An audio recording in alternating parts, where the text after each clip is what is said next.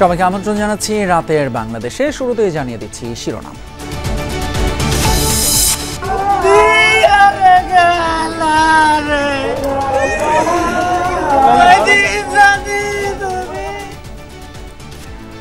পটুয়াখালীতে বাবার কবরের পাশে চিরনিদ্রায় লামিয়া। শহীদ কন্যার আত্মহত্যার দায় রাষ্ট্রকেই নিতে হবে বলছেন রাজনীতিবিদরা।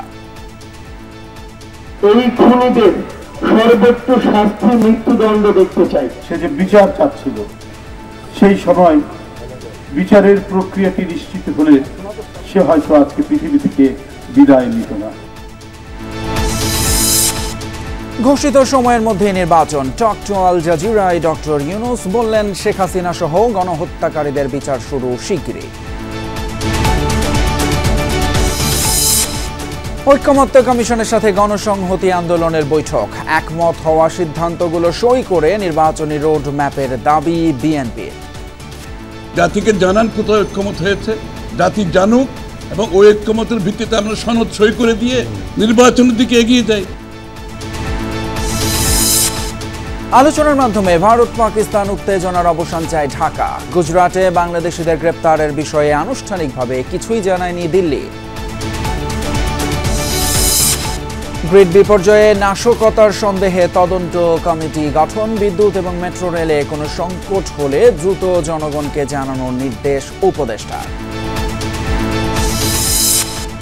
দুই উপদেষ্টার সাবেক এপিএস এবং পিওর দুর্নীতির অনুসন্ধানে দুদক। 15 দিনের মধ্যে গ্রেপ্তারের আলটিমেটাম যুব অধিকার পরিষদের।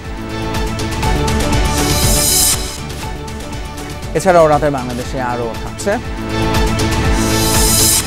সমতায় ফেরার লক্ষ্যে কাল চট্টগ্রামে জিম্বাবুয়ের বিপক্ষে দ্বিতীয় টেস্টে মাঠে নামছে বাংলাদেশ। ব্যাটিং সমস্যায় ভুগলেও স্কোয়াডে থাকবে 5 বোলার।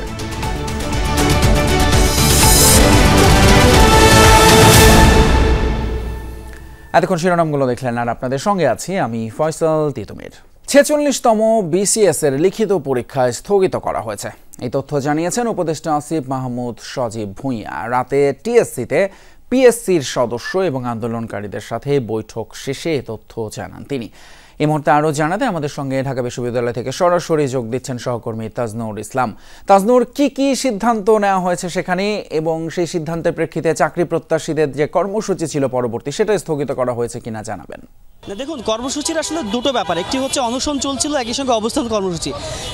সবশেষ যে ব্রিফিং করা হয়েছে শিক্ষার্থীদের তরফ থেকে, তারা বলছেন যে কর্মসূচি তারা স্থগিত করেননি, বরং যে অনশনে যে 4 জন ছিলেন সেই 4 জন অনশন ভেঙেছেন এবং পিএসসি চেয়ারম্যান নিজের থেকে এই যে জায়গাটি আপনি দেখতে পাচ্ছেন যে সেই 4 জন আসলে এই মুহূর্তে অনশন থেকে উঠে গেছেন।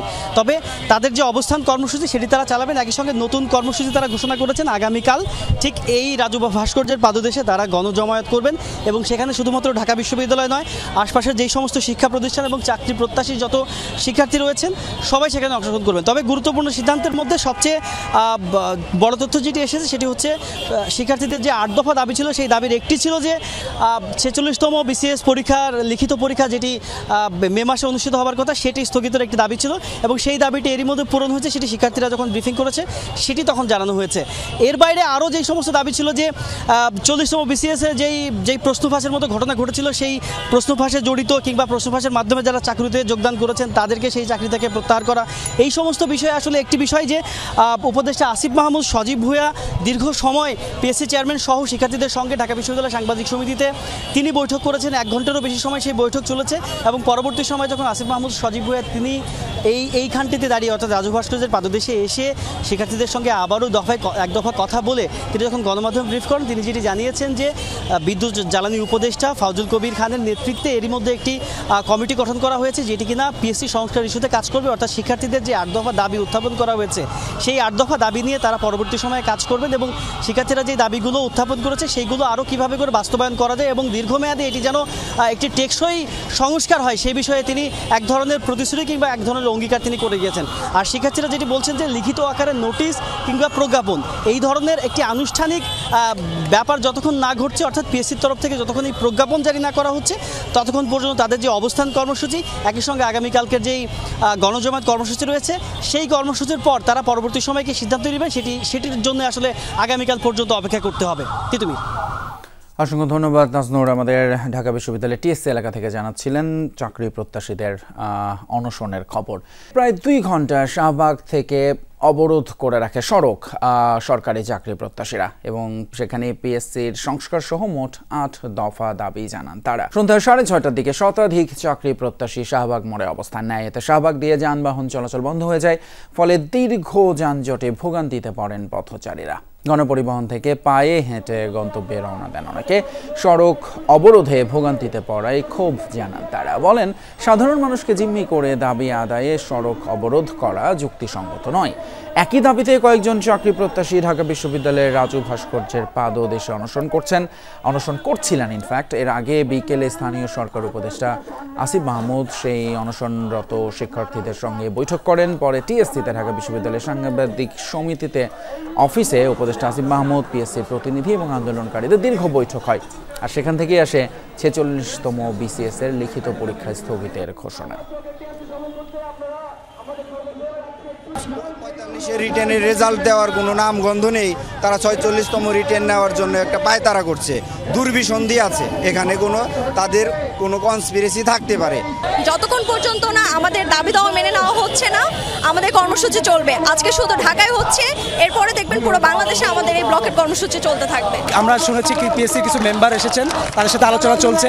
তারা যদি আমাদের দফাগুলো মেনে না নেয় তাহলে আমরা দ্বিতীয়বার আবার কালকে গণজমায়েতে কর্মসূচি ঘোষণা করেছি। 8 তারিখে অনুষ্ঠিতব্য যেই 46তম বিসিএস রিটেন পরীক্ষার ডেট ছিল সেটা স্থগিত করা হয়েছে। সরকারের একটা উচ্চ পর্যায়ের কমিটি হয়েছে এবং আমাদের মাননীয় বিদ্যুৎ উপদেষ্টা ফাজুল কবির খান ভাইকে সেটার দায়িত্ব দেওয়া হয়েছে। এদিকে পিএসসির সংস্কার এবং প্রশ্ন ফাঁসে জড়িতদের শাস্তির দাবিতে ঢাকা বিশ্ববিদ্যালয়ে অনশনরত চাকরি প্রার্থীদের সঙ্গে সংহতি জানিয়ে বিক্ষোভ করে বাংলাদেশ কৃষি বিশ্ববিদ্যালয় এবং রাজশাহী বিশ্ববিদ্যালয়ের শিক্ষার্থীরা। রোববার রাত 8:30টায় ক্যাম্পাসের আব্দুল জব্বার মোড়ে ঢাকা ময়মনসিংহ রেলপথ অবরোধ করেন বাংলাদেশ কৃষি বিশ্ববিদ্যালয়ের শিক্ষার্থীরা। এ সময় তারা বলেন, 46তম বিসিএস লিখিত পরীক্ষার পূর্বে প্রশ্ন ফাঁসে জড়িতদের বহিষ্কার এবং শাস্তি নিশ্চিত করতে হবে।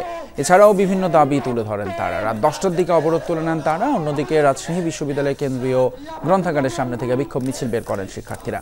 মিছিলটি ক্যাম্পাসের বিভিন্ন সড়ক প্রদক্ষিণ করে, পরে জুহা চত্বরে সমাবেশ অনুষ্ঠিত হয়। 8 দফা দাবি আদায় না হওয়া পর্যন্ত আন্দোলন চালিয়ে যাওয়ার ঘোষণা দেন তারা।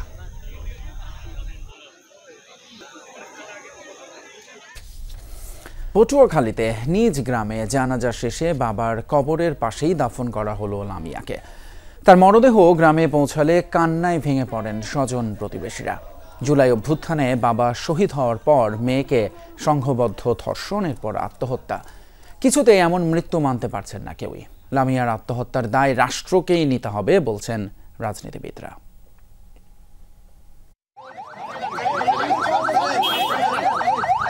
রাজধানী থেকে 9 মাস আগে কফিনবন্দি হয়ে গ্রামের বাড়িতে ফিরেছিলেন জুলাই অভ্যুত্থানে শহীদ জসিমউদ্দিন হাওলাদার। এবার বাবার পাশেই চিরনিদ্রায় শায়িত হতে ফিরল মেয়ে লামিয়ার মরদেহ।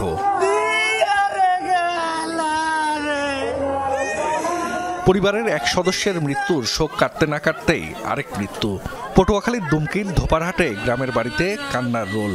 লামিয়ার এমন পরিণতি কিছুতেই মানতে পারছেন না স্বজন এলাকাবাসী। আত্মহত্যা কেন করলো, এইটা এই বর্তমান সরকারের কাছে আমাদের আকুল আবেদন। কারণটা তারা চিহ্নিত করবে। লামিয়া কি কারণে আত্মহত্যা করেছে এই কারণ উদ্ঘাটন করে এর সঠিক বিচার চাই। পাঙ্গাশিয়া সরকারি প্রাথমিক বিদ্যালয়ে লামিয়ার জানাজা হয়। এতে অংশ নেন বিভিন্ন রাজনৈতিক দলের কেন্দ্রীয় নেতৃবৃন্দ সহ সর্বস্তরের মানুষ। লামিয়া আত্মহত্যার ঘটনায় রাষ্ট্র কোনোভাবেই দায় এড়াতে পারে না বলছেন তারা। ধর্ষণের ঘটনায় জড়িতদের দ্রুত সর্বোচ্চ সাজা নিশ্চিতেরও দাবি জানান তারা। যখন লামিয়ার উপর অত্যাচার এবং নির্যাতনের যে হুমকি আসছিল, সে যে বিচার চাচ্ছিল, সেই সময় বিচারের প্রক্রিয়াটি নিশ্চিত হলে সে হয়তো আজকে পৃথিবী থেকে বিদায় নিত না।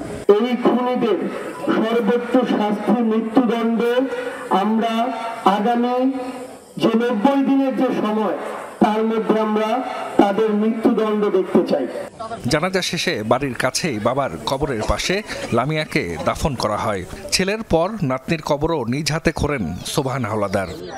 দাদু আজ 7টার সময় আমি দাদু ঢাকা গনে আপনার দ্বারে আমি চাই অর্ঘ সঠিক বিচার। গত 18 মার্চ বাবার কবর জিয়ারত করে নানা বাড়ি যাওয়ার পথে সংঘবদ্ধভাবে ধর্ষণ করা হয় লামিয়া আক্তারকে। জাহিদ হাসান, যমুনা নিউজ। শেখ হাসিনা সহ বিদেশে পালিয়ে থাকা জুলাই হত্যাকাণ্ডে জড়িতদের বিচার করতে বদ্ধপরিকর অন্তর্বর্তী সরকার। শিগগিরই শুরু হবে গণহত্যার বিচার। আন্তর্জাতিক গণমাধ্যম আল জাজিরাকে দেয়া সাক্ষাৎকারে এমনটি জানিয়েছেন প্রধান উপদেষ্টা ডক্টর মোহাম্মদ ইউনূস। টিউলিপ সিদ্দিক সহ অর্থ পাচার এবং দুর্নীতির সাথে জড়িতদের বিরুদ্ধেও তদন্ত চলছে বলে জানিয়েছেন তিনি। কথা বলেন রোহিঙ্গা সংকট, নির্বাচন সহ নানান ইস্যুতে। টক টু আল জাজিরা নামক টক শোতে সাক্ষাৎকার দেন প্রধান উপদেষ্টা ডক্টর মোহাম্মদ ইউনূস। এ সময় নির্বাচন, বিগত ফ্যাসিস্ট সরকারের বিচার, রোহিঙ্গা সহ নানা ইস্যুতে কথা বলেন তিনি। জুলাই হত্যাকাণ্ডের সাথে জড়িতদের যে কোনো মূল্যে বিচারের মুখোমুখি করা হবে বলে জানান প্রধান উপদেষ্টা। Already UN-led investigation has taken place. UN High Commissioner for Human Rights, they published a whole report full of all the details of everything. So we're very happy that we didn't have to do it and say people questioning our ability to do that. Sheikh হাসিনাকে ফিরিয়ে এনে বিচারেও বদ্ধপরিকর তার সরকার। Absolutely, same way as we have done for Hasina, who has left the country. Anybody who has committed any crime against humanity, nobody will be spared. We have already sent a letter to Indian government to really send her to Bangladesh. They have not responded to yet. এ সময় বাংলাদেশ থেকে পাচার করা অর্থ ফিরিয়ে আনার চেষ্টা চলছে বলেও জানান ডক্টর ইউনূস। টিউলিপ সিদ্দিকের মতো যারা দুর্নীতির সাথে জড়িত তাদেরকেও বাংলাদেশে ফিরিয়ে এনে বিচারের প্রচেষ্টা চালানো হচ্ছে। Examples of stolen assets. Banking system is completely emptied out, taking resources out of the country. Banks were taken out completely by taking over the board of the bank. সাক্ষাৎকারে প্রধান উপদেষ্টা বলেন, ঘোষিত সময়ের মধ্যে নির্বাচন আয়োজনে সব পদক্ষেপ নিচ্ছে তার সরকার। উঠে আসা আওয়ামী লীগের নির্বাচনে অংশগ্রহণের বিষয়টিও। Smaller version of the implementation, then we have the early election in December. If it takes a longer version, we go up to June. Beyond June, we don't go. Part of it will be decided by the party itself to decide that they want to join or not. We don't know yet. They have not declared anything. And when it happens, what is the response from the election commission and so on and so forth. এ সময় doctor Mohammad Yunus বলেন, অতীতের মতো দুর্নীতি এবং অনিয়মের সময় ফেরত যাবে না বাংলাদেশ। সে লক্ষ্যে সংস্কার এবং বিভিন্ন কমিশনের কর্মকাণ্ড তুলে ধরেন তিনি। Reform agenda is the most important agenda for interim government.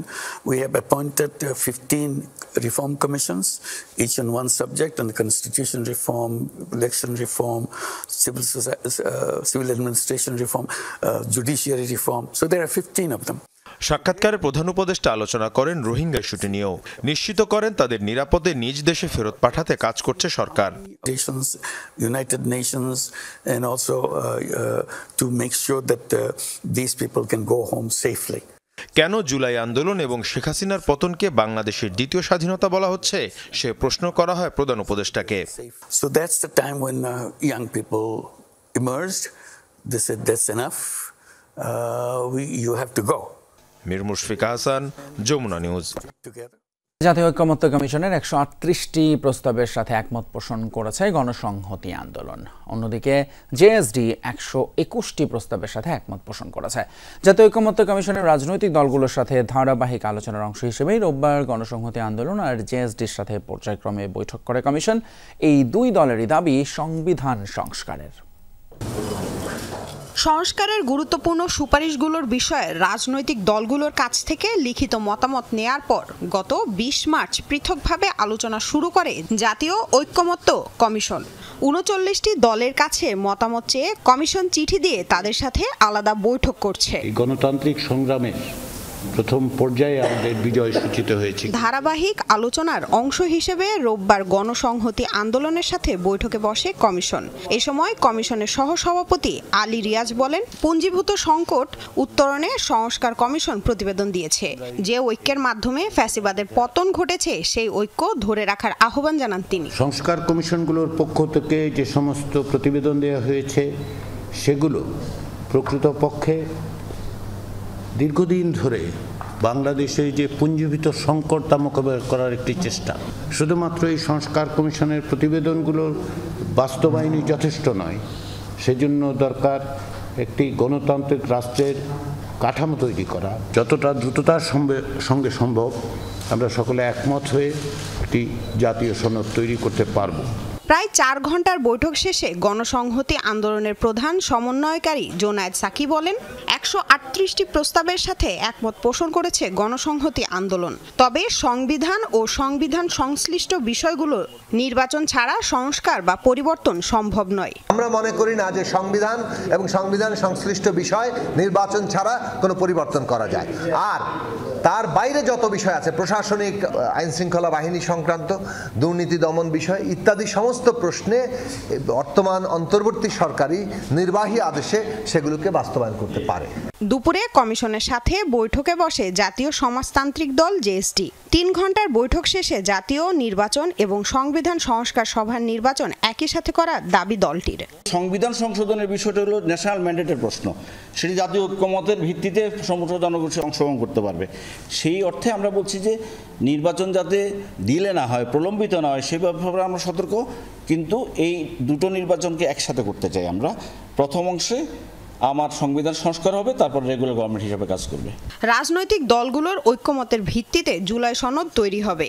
আর যেসব বিষয়ে একমত হতে পারবে না সে বিষয়ে জনগণের রায় নিতে হবে বলেও মত দিয়েছেন গণসংহতি আন্দোলন।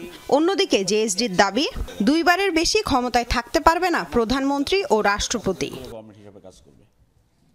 লামিয়া তিথি, যমুনা নিউজ, ঢাকা। পাকিস্তান ও ভারতের মধ্যে যুদ্ধ চায় না বাংলাদেশ। আলোচনার মাধ্যমে 2 দেশের সংঘাত সমাধানের আহ্বান পররাষ্ট্র উপদেষ্টার। তবে আগ বাড়িয়ে 2 দেশের মধ্যে মধ্যস্থতা করতেও যেতে চায় না বাংলাদেশ। দেশ দুটি চাইলে বাংলাদেশ উদ্যোগ নিতে পারে বলে জানিয়েছেন পররাষ্ট্র উপদেষ্টা। মিয়ানমারের আরাকান আর্মির সঙ্গে অনানুষ্ঠানিক যোগাযোগ হচ্ছে বলেও জানান তিনি। বলেন, গুজরাটের গ্রেপ্তারের বিষয়ে কিছুই জানায়নি দিল্লি। কাশ্মীরে হামলার পর থেকেই ভারত পাকিস্তান সীমান্তে উত্তেজনা চলছে। এমন পরিস্থিতিতে রোববার বিকালে গণমাধ্যমের কাছে বাংলাদেশের অবস্থান পরিষ্কার করলেন পররাষ্ট্র উপদেষ্টা তৌহিদ হোসেন। বলেছেন, বাংলাদেশ দক্ষিণ এশিয়ায় শান্তি চায়। পাকিস্তান ভারতের সঙ্গে বন্ধুত্বপূর্ণ সম্পর্ক আছে, তাই বাংলাদেশ চায় না 2 দেশ সংঘাতে জড়াক। তাদের যে সংঘাত, সেই সংঘাত সরাসরি আমাদেরকে এফেক্ট করার কিছু নেই, কারণ আমরা এতে কোনো পক্ষ নই। আমরা যেটা বলেছি যে আমরা চাই যে তারা 2 পক্ষ আলাপ আলোচনার মাধ্যমে সমাধান করে ফেলে, কোনো সংঘাত না থাকুক। আমি মনে করি না যে এই মুহূর্তে আমাদের মধ্যস্থতার কোনো ভূমিকা নেওয়ার চেষ্টা করা উচিত। আমরা চাইবো যে তারা নিজেরাই সমস্যা করে ফেলে। তারা যদি আমাদের সহায়তা চায় যে আপনারা মধ্যস্থতা করুন, তাহলে হয়তো আমরা যাবো, কিন্তু তার আগে আমরা আগ বাড়িয়ে কিছু করতে চাই না। 2 দেশের উত্তেজনার মধ্যেই ভারতে বিনা ভিসায় অবস্থানকারী বাংলাদেশিদের গ্রেপ্তারের বিষয়টি নজরে আনা হলে পররাষ্ট্র উপদেষ্টা বলেন, এ বিষয়ে এখনও আনুষ্ঠানিক কিছু জানায়নি ভারত। অফিসিয়াল কমিউনিকেশন আমাদেরকে দেওয়া হয়নি। আর আপনারা জানেন যে অফিসিয়াল কমিউনিকেশন দিলেও আমাদেরকে দেখতে হবে যে আসলে তারা বাংলাদেশের লোক কিনা। যদি বাংলাদেশের মানুষ হয়, আমরা তাদের থেকে অবশ্যই ফেরত নেব। কিন্তু বাংলাদেশের মানুষ কিনা এটা কিন্তু প্রমাণ সাপেক্ষ, কারণ ভারতেও আমরা জানি যে প্রচুর বাংলা ভাষী আছে। বাংলা কথা বললেই যে বাংলাদেশের মানুষ এমন কোনো নিশ্চিত নেই। আমরা কোনো ট্রাভেলার্স অ্যাডভাইজারি এ ব্যাপারে এখনও ইস্যু করিনি। তবে আমি মনে করি যে যাদের নিতান্ত প্রয়োজন নেই এই সংঘাতের সময়ে, বরং অ্যাভয়েড করাই ভালো। পররাষ্ট্র উপদেষ্টাকে প্রশ্ন করা হয় মিয়ানমার পরিস্থিতি নিয়েও। তিনি জানান, রোহিঙ্গাদের ফেরত পাঠানোর ক্ষেত্রে যা যা করা দরকার তা করবে সরকার। বাংলাদেশের সীমান্তের পরিস্থিতি তো পরিবর্তিত হয়ে গেছে, এটা তো আমরা অস্বীকার করতে পারবো না। এখানে একটি নন স্টেট অ্যাক্টর, আমাদের সম্পূর্ণ সীমান্ত তাদের নিয়ন্ত্রণে রয়েছে। এখন কেন্দ্রীয় সরকারের কোনো নিয়ন্ত্রণ নাই বর্ডারে। কাজে আমাদের নিজেদের স্বার্থে কোনো না কোনো ধরনের যোগাযোগ, আমরা অফিসিয়াল যোগাযোগ অবশ্যই করতে পারি না একটা নন স্টেট অ্যাক্টরের সাথে, কিন্তু কোনো ধরনের একেবারে বিচ্ছিন্ন সম্পূর্ণ থাকবে, আমরা চাইলেও বিচ্ছিন্ন থাকতে পারবো না। সেক্ষেত্রে যতটুকু প্রয়োজন সেটুকু আমরা নিশ্চিত করবো। নীতিগতভাবে আমরা এটা সম্মত, কারণ এটা হিউম্যানিটেরিয়ান একটা প্যাসেজ হবে, কিন্তু এটার আমাদের কিছু শর্তাবলী আছে, সেগুলি আমি ডিটেলস এখন যাচ্ছি না। সেই শর্তাবলী যদি পালিত হয়, আমরা এটা অবশ্যই কোঅপারেট করবো, ইউএনের তত্ত্বাবধানে অবশ্যই। বাংলাদেশের অভ্যন্তরে আরাকান আর্মির অবস্থানের বিষয়টি স্বরাষ্ট্র মন্ত্রণালয় দেখছে বলে জানান পররাষ্ট্র উপদেষ্টা। শাকিল হাসান, যমুনা নিউজ, ঢাকা। বিদ্যুৎ বা মেট্রো রেলে বিপর্যয়ের যে কোনো তথ্য দ্রুত জনগণকে জানানোর নির্দেশ দিয়েছেন উপদেষ্টা। এছাড়া ২৬ এপ্রিল গ্রিড বিপর্যয় এবং ১ ঘন্টা মেট্রো রেল বন্ধ থাকার ঘটনা তদন্তে দুটি আলাদা কমিটিও গঠন করেছে বিদ্যুৎ মন্ত্রণালয়। গরমের কারণে লোডশেডিং হচ্ছে, সামনেও হবে বলে জানিয়েছেন বিদ্যুৎ এবং জ্বালানি উপদেষ্টা মোহাম্মদ ফাউজুল কবির খান। তবে যাই হোক, লোডশেডিং সহনীয় রাখার সর্বোচ্চ চেষ্টা করা হবে বলে আশ্বস্ত করেছেন তিনি। গরমে বাড়ছে তাপমাত্রা, এর সাথে বাড়ছে বিদ্যুতের চাহিদাও। চলতি মাসে ১৬,০০০ মেগাওয়াট বিদ্যুৎ উৎপাদন করেছে বিদ্যুৎ উন্নয়ন বোর্ড পিডিবি। সামনে গরমের কারণে চাহিদা বাড়তে পারে ১৮,০০০ মেগাওয়াট। এই অবস্থায় লোডশেডিং আরও বাড়তে পারে বলে জানিয়েছেন বিদ্যুৎ ও জ্বালানি উপদেষ্টা। বলেন, ভর্তুকির চাপ কমাতে বিশেষজ্ঞরাও কিছু ক্ষেত্রে লোডশেডিংয়ের পরামর্শ দিয়েছেন। প্রথমে বলছি যে লোডশেডিং হচ্ছে এবং হবে, সহনীয় পর্যায়ে রাখতে চেষ্টা করব। আরেকটা হচ্ছে যে এটা আমরা সমানভাবে বন্টন করার চেষ্টা করব শহর আর এর মধ্যে। প্রধান উপদেষ্টা বলছেন যে হয় ডিসেম্বর মাসে ইলেকশন হবে অথবা জুন মাসে নির্বাচন হবে। তো সুতরাং আমরা এর মধ্যে চেষ্টা করতেছি গ্রাহকদেরকে যতটা সম্ভব স্বস্তি দেওয়ার জন্য। বিদ্যুৎ উপদেষ্টা অভিযোগ করে বলেন, অনেকে বিদ্যুতের অপচয় করছেন, অপ্রয়োজনীয়ভাবে এসি ব্যবহার করা হচ্ছে। আমি কিন্তু এসি ব্যবহার করি না, বুঝছেন। তো সবাই হচ্ছে যে এই যে ঘর বন্ধ করে আলো করবেন, তারপরে ঘর বন্ধ করে বাইরের বাতাস বন্ধ করে এসি ছাড়বেন। আমাদের তো আসলে সেই সামর্থ্য নাই। যে হারে আমরা এয়ার কন্ডিশনার দিছি সেই হারে তো আমাদের বিদ্যুৎ দেওয়ার সক্ষমতা নাই। আমিনবাজার গোপালগঞ্জ সঞ্চালন লাইনে বিচ্যুতি হওয়ায় শনিবার জাতীয় গ্রিড বিপর্যয় হয়। এতে খুলনা ও বরিশাল বিভাগের প্রায় সব জেলায় একসাথে বিদ্যুৎ চলে যায়। বন্ধ হয়ে যায় রামপাল ও পায়রা সহ ২,২৭৭ মেগাওয়াট উৎপাদন ক্ষমতার ৭টি বিদ্যুৎ কেন্দ্র। দুর্ভোগে পড়ে দক্ষিণাঞ্চলের ২১ জেলার বিদ্যুৎ গ্রাহক। রাজধানীতে মেট্রো রেলও বন্ধ ছিল ১ ঘন্টার বেশি। এরকম বিপর্যয়ে দ্রুত তা জনগণকে জানানোর জন্য নির্দেশনা দিয়েছেন উপদেষ্টা। যেটা খারাপ সেটা হচ্ছে যে এই জিনিসটা সারতে ৫ মিনিট লাগছে, কিন্তু লোক যেতে ১.৫ ঘন্টা লাগছে।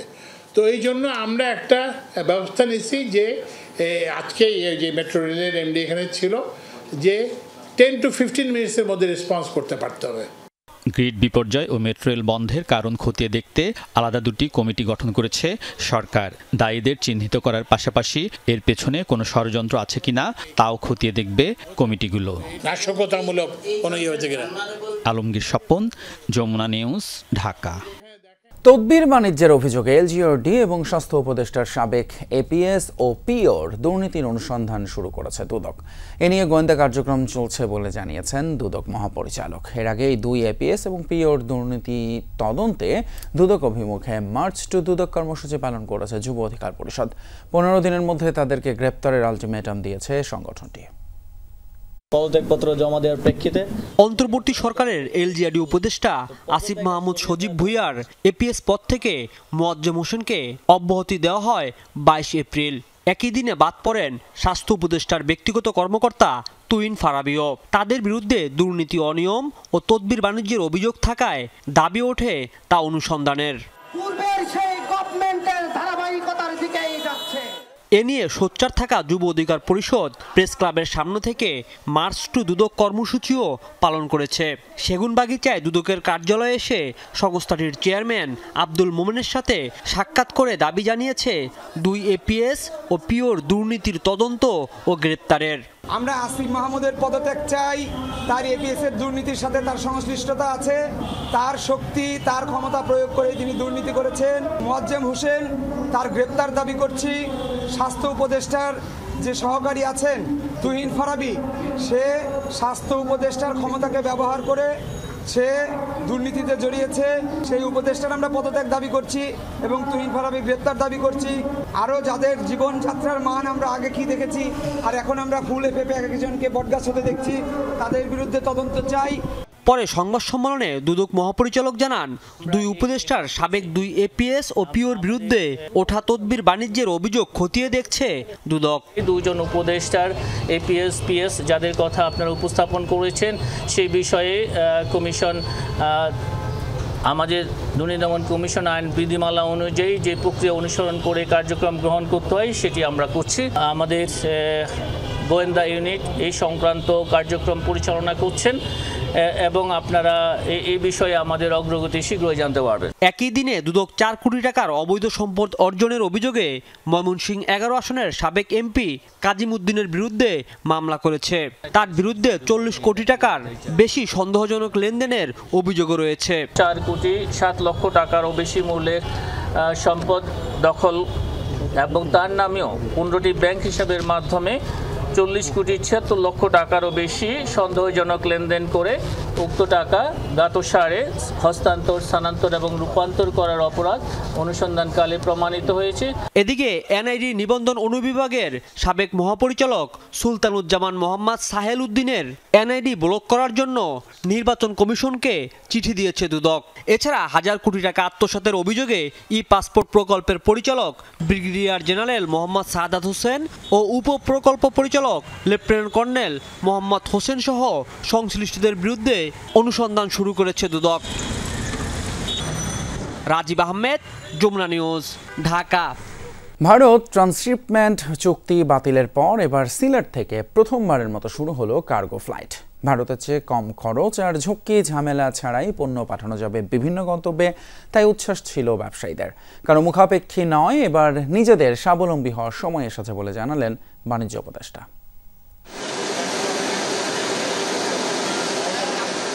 সিলেট ওসমানী আন্তর্জাতিক বিমানবন্দর থেকে প্রথমবারের মতো কোনো কার্গো ফ্লাইট যাত্রা করবে। তাই সন্ধ্যা 7:30টার দিকে ওয়াটার গান স্যালুট দিয়ে বিদায় জানানো হয় গ্যালেস্টার এভিয়েশনের এই চার্টার ফ্লাইটকে। স্পেনের উদ্দেশ্যে 66 টন তৈরি পোশাক নিয়ে যাত্রা শুরু হলো কার্গো ফ্লাইটটির। ব্যবসায়ীরা বলছেন, ভারতের সাথে ট্রান্সশিপমেন্ট চুক্তি বাতিলে অনেকটা শাপে বর হয়েছে। আপনার দিল্লি, বেঙ্গালুরু দিয়ে খরচের ব্যাপার আছে, সময়ের ব্যাপার আছে, অনেক ধরনের রেগুলেটরি ইস্যু আছে, কিন্তু এটা খুব সহজ হয়ে যাবে। আমার মনে হয় বাংলাদেশের জন্য এটা একটা বিরাট কার্গো শিপমেন্টে সুযোগ নিয়ে আসবে ইনশাআল্লাহ। ঢাকা থেকেও আমরা গার্মেন্টস এনে আমরা সিলেট থেকে দুবাই, জেদ্দা, লন্ডন, ম্যানচেস্টার ফ্লাইটে আমরা সিলেট থেকে দিতে পারবো যদি স্ক্যানিং চার্জ, হ্যান্ডলিং চার্জ এগুলো কমায়। ঢাকা থেকে চাপ কমানোর জন্য বেশি বেশি ফ্লাইটার ডাইভার্ট করা উচিত। চিটাগং, দেন সিলেট, এই সমস্ত এয়ারপোর্টগুলোতে। উদ্বোধনী অনুষ্ঠান শেষে বাণিজ্য ও বেসরকারি বিমান চলাচল মন্ত্রণালয়ের উপদেষ্টা জানান, শুধু সিলেট নয়, খুব শীঘ্রই চট্টগ্রাম বিমানবন্দরকে রপ্তানিমুখী করা হবে। খরচ কমাতে নেওয়া হবে প্রয়োজনীয় পদক্ষেপ। ট্রান্সশিপমেন্টের যে বাতিলের যে সমস্যা, এটা কোনোটাই হয়নি। আমাদের পূর্বের খরচের থেকেও কম মূল্যে রপ্তানি করতে সক্ষম হব। আমরা মনে করি এর মাধ্যমে আমাদের কৃষিজ পণ্য এবং আমাদের শিল্প পণ্য, গার্মেন্টস পণ্য, এই দুইটার ব্যবসায় প্রবৃদ্ধি আসবে। সিলেট দিয়ে আমরা শুরু করলাম, আমরা পরবর্তীতে খুব শীঘ্রই আমরা চিটাগং চালু করব। এর আগে ওসমানী আন্তর্জাতিক বিমানবন্দরের আধুনিক কার্গো হাউসটি পরিদর্শন করেন উপদেষ্টা Sheikh Bashir Uddin. Mahbub Rahman Ripon, Jamuna news, Sylhet. Prime Asia বিশ্ববিদ্যালয়ের শিক্ষার্থী জাহিদুল ইসলাম পারভেজ হত্যার প্রতিবাদ এবং আসামিদের গ্রেপ্তারের দাবিতে মানববন্ধন আর প্রতিবাদ র্যালি করেছে বেসরকারি বিশ্ববিদ্যালয়ের ছাত্রদল। বিকেলে বনানীর প্রাইম এশিয়া বিশ্ববিদ্যালয়ের সামনে মানববন্ধন কর্মসূচি অনুষ্ঠিত হয়। এতে যোগ দেন রাজধানীর বিভিন্ন বেসরকারি বিশ্ববিদ্যালয়ের ছাত্রদলের নেতাকর্মীরা। মানববন্ধনে যোগ দেন নিহত পারভেজের বাবা। ছেলের হত্যাকারীদের বিচার দাবি জানান তারা। বেসরকারি বিশ্ববিদ্যালয় ছাত্রদলের সভাপতি এই হত্যায় জড়িত নিষিদ্ধ ঘোষিত সংগঠন ছাত্রলীগ আর বৈষম্য বিরোধী ছাত্র আন্দোলনের কর্মীদের 72 ঘন্টার মধ্যে গ্রেপ্তারের আলটিমেটাম দেন। আমার ছেলে অপরাধ করছিল, আমার ছেলের একটা হাত কেটে ফেলতো, একটা পা কেটে ফেলাইতো, বাচ্চা থাকতো আমার আব্বা করে ডাক দিত। আমি বাড়িতে আসলে আমার আব্বা করে ডাক দিত, আমি আব্বা ডাকটা শুনতাম, আমার এই বুকটাকে খালি করে দিল তারা।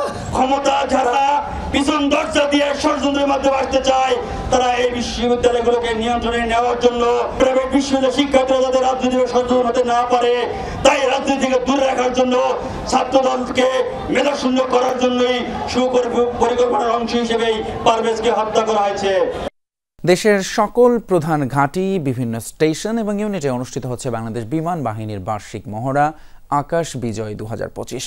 রোববার মহড়ার সার্বিক পরিস্থিতি পর্যবেক্ষণ এবং প্রয়োজনীয় দিক নির্দেশনা প্রদানের লক্ষ্যে বিমান বাহিনী প্রধান air chief marshal Hasan Mahmud Khan সহ বাহিনীর উচ্চ পদস্থ কর্মকর্তারা বিভিন্ন প্রকার বিমানের মহড়া এবং অন্যান্য অপারেশনাল এবং মেইনটেন্যান্স কার্যক্রম পরিদর্শন করেন।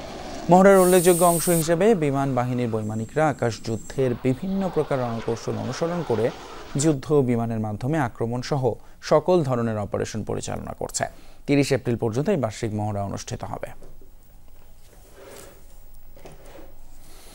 শেষ করব খেলার খবর দিয়ে। আগামীকাল থেকে শুরু হচ্ছে বাংলাদেশ জিম্বাবুয়ে চট্টগ্রাম টেস্ট। দ্বিতীয় এবং শেষ টেস্ট শুরু হবে সকাল 10টায়। সিলেট টেস্ট জিতে সিরিজে 1-0 এগিয়ে আছে জিম্বাবুয়ে। ব্যাটিং সমস্যায় ভুগলেও এই ম্যাচে 5 বোলার নিয়ে মাঠে নামার কথা জানিয়েছে বাংলাদেশ। আর এই ম্যাচে গুরুত্বপূর্ণ ভূমিকা পালন করতে পারেন দলের স্পিনাররা।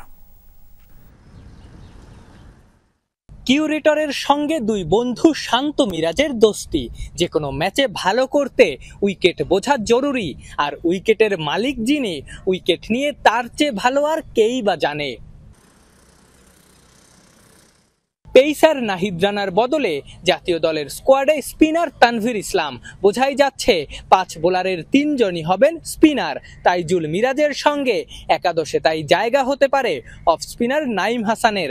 ওপেনিংয়ে জয়ের জায়গায় সুযোগ পেতে পারেন এনামুল হক বিজয়। দুই পেসারের একজন হতে পারেন অভিষেকের অপেক্ষায় থাকা তানজিম হাসান সাকিব। ওয়ানডে ফরম্যাট থেকে টেস্টে সুযোগ দেওয়া অবশ্যই আদর্শ কিছু না, কিন্তু বাংলাদেশের সিস্টেমই এমন। এখানে লঙ্গার ভার্সন ক্রিকেট বছরের শেষেই হয়, তাই এভাবেই সুযোগ দিতে হয়েছে। তাছাড়া আমাদের ওপেনাররাও ভালো করছে না, আর এই ম্যাচে আমরা 5 বোলার নিয়েই নামবো। এখানে 5 বোলার জরুরি। চট্টগ্রামে আক্রমণাত্মক ব্যাটিং করতে চায় টাইগাররা। অনুশীলনেও দেখা গেল সেই ছাপ। শুধু তাই না, মেহেদী হাসান মিরাজকেও দেখা যেতে পারে ব্যাটিং অর্ডারের উপরের দিকে। আমরা জানি প্রথম ম্যাচে দল হিসেবে ভালো ব্যাটিং করতে পারিনি এবং নিজেদের সমস্যায় ফেলেছি। এখন আমাদের ভাবনা হলো ইতিবাচক ব্র্যান্ডের টেস্ট ক্রিকেট খেলতে চাই। এমন না যে সারাদিন ব্যাটিং করে 200 রান করব। অন্যদিকে প্রথম টেস্ট জিতে সিরিজ জয়ের জন্য আশাবাদী জিম্বাবুয়ে অধিনায়ক ক্রেইগ আরভিন। তার ধারণা, সাগরিকার উইকেটে দিন যত গড়াবে তত বেশি স্পিন ধরবে। নেটে আমরা দেখেছি যে উইকেট বেশ স্লো। হয়তো টেস্ট যত গড়াবে উইকেটে স্পিন অনেক খেল দেখাবে। আমাদের কন্ডিশন বুঝেই খেলতে হবে। সিলেট টেস্টে বিজয়ীর খাতায় বাংলাদেশের পতাকা ওড়েনি। চট্টগ্রাম টেস্টে রেজাল্ট কি হবে?